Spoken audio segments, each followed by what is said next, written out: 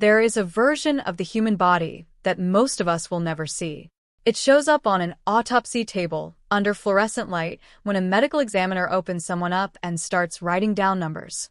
A normal heart weighs around 300 grams. A normal liver sits somewhere between 1,500 and 2,000. These numbers barely change from person to person because the human body was engineered within very narrow limits, and it does not like being pushed outside them. Then there are the bodies that came out of professional bodybuilding. Hearts that weighed twice what they should have. Livers swollen far past their design. Organs that had been quietly rebuilding themselves for years, not because anything was wrong genetically, but because someone had spent a decade telling those organs to work like machines instead of like flesh. This is a look inside 3 of those cases, and a plain explanation, without the theatrics, of what actually happens inside a body that is pushed this far. Andreas Munzer was an Austrian professional bodybuilder who became known in the early 1990s for something almost nobody else could reproduce, a level of leanness that looked less like fitness and more like an anatomy diagram. Competitors and fans nicknamed him the anatomy chart because you could see individual muscle fibers moving under skin that had almost no fat beneath it. He idolized Arnold Schwarzenegger, chased his approval for years, and eventually got to compete on the same stage as him at the 1996 Arnold Classic. He was 31 years old, and within weeks of that competition, he was dead. In the months leading up to his final shows, Munzer had been dealing with stomach pain he mostly ignored. On March 12, 1996, the pain became unbearable and he was admitted to a hospital. Doctors found internal bleeding and took him into surgery to stop it. What they found once they were inside him told a much larger story than a single bleeding vessel. His liver, according to the autopsy record, was riddled with tumors described as roughly the size of table tennis balls, and large sections of the tissue had broken down into something closer to crumbling foam than functioning organ. Later reporting on the case describes the liver weighing nearly 3 times what a healthy liver should. His heart had swollen to roughly double normal weight. His electrolytes were dangerously imbalanced, his potassium was abnormally high, and toxicology work afterward reportedly turned up traces of around 20 different drugs in his system. He survived the surgery itself. He did not survive what came after it.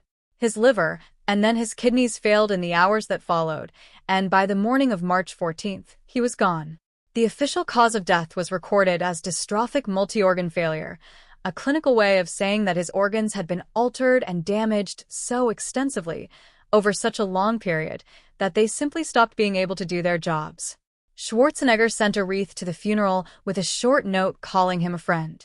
What makes Munzer's case so often cited in medical discussions of steroid abuse isn't just the drugs themselves. It's the diuretics.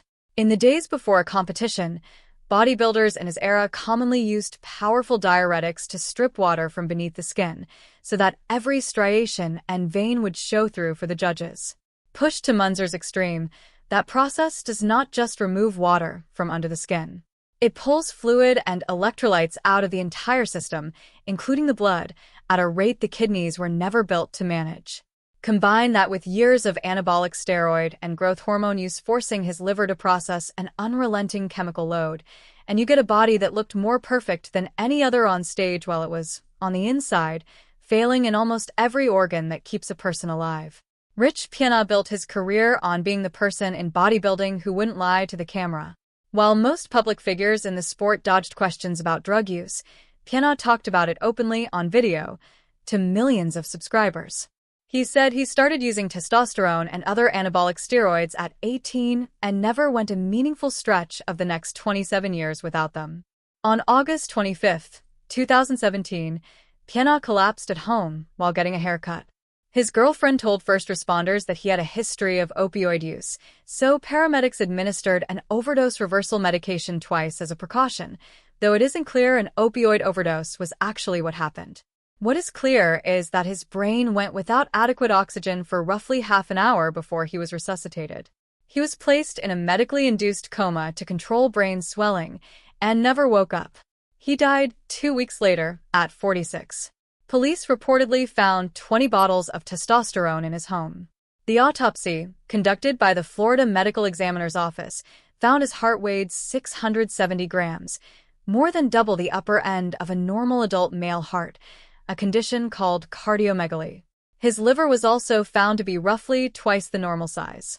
The report noted significant underlying heart disease. Because the hospital did not preserve the blood and urine samples the medical examiner had requested, full toxicology testing was never completed, and his official cause of death was ultimately listed as undetermined, though the physical damage documented in the autopsy speaks for itself regardless of what triggered the final collapse. What makes Piana's case unusual isn't secrecy. It's the opposite. He filmed himself for years talking about the doses he was running, the cost of his regimen, and the physical toll it was taking, seemingly as a warning to his audience, as much as a confession. People watched those videos by the million and mostly responded with admiration for his size, not concern for his health. His heart had been quietly restructuring itself around a hormone load it was never designed to carry for almost 3 decades, while the culture around him treated the process as inspiration. Dallas McCarver was one of the most talked-about rising stars in professional bodybuilding when he died in August 2017 at 26, only days before Piana. He had placed 8th at the Mr. Olympia the year before, built a large following, and was widely expected to compete for a top title within a few years. He was found unresponsive at home by his roommate, fellow professional bodybuilder Joshua Lenartoix, shortly after making dinner. Early reports assumed he had choked, and there was food near his body when he was found. But when the full autopsy was released months later, it told a different story. The Florida Medical Examiner's Office found severe cardiomegaly, with McCarver's heart weighing 833 grams, nearly triple a normal adult heart, along with concentric left ventricular hypertrophy, a thickening of the heart's main pumping chamber. His coronary arteries showed moderate to severe atherosclerosis, plaque buildup usually associated with men decades older than he was.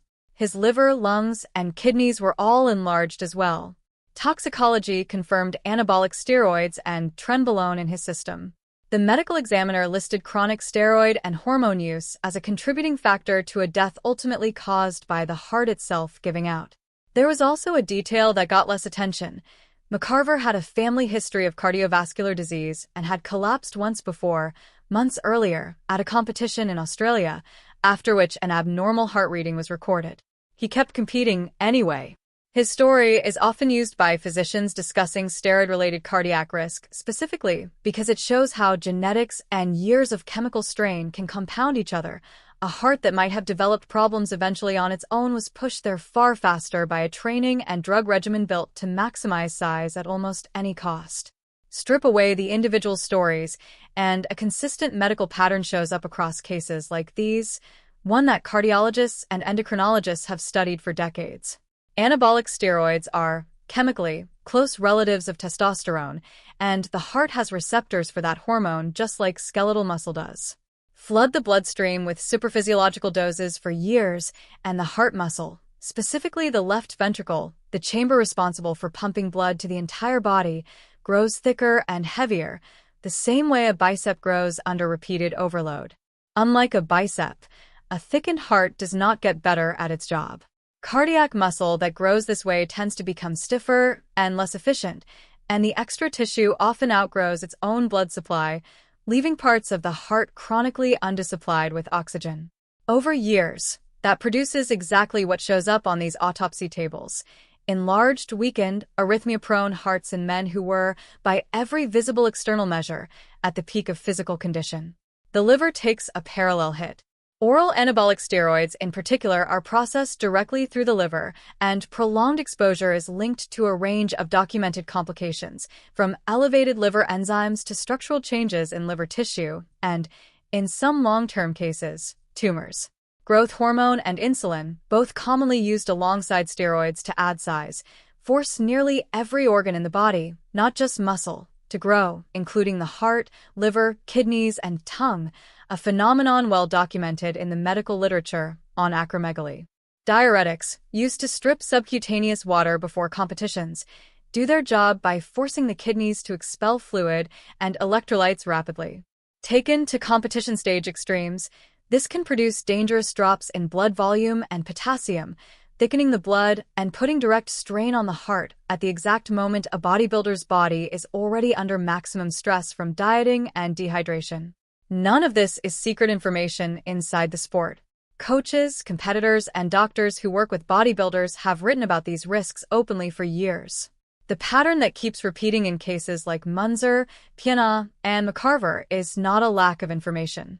It's a culture in which the visible reward, size, conditioning, a trophy, and audience arrives years before the invisible cost does, and by the time the cost comes due in a hospital or on an autopsy table, it is too late to trade back. What connects these three men beyond the drugs is how ordinary the moments before their deaths were. A haircut, making dinner, a stomach ache dismissed as nothing.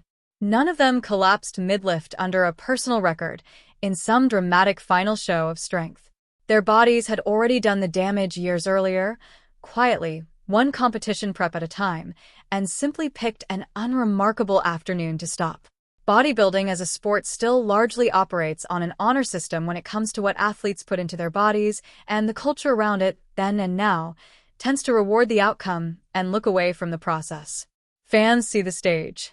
They rarely see the autopsy report.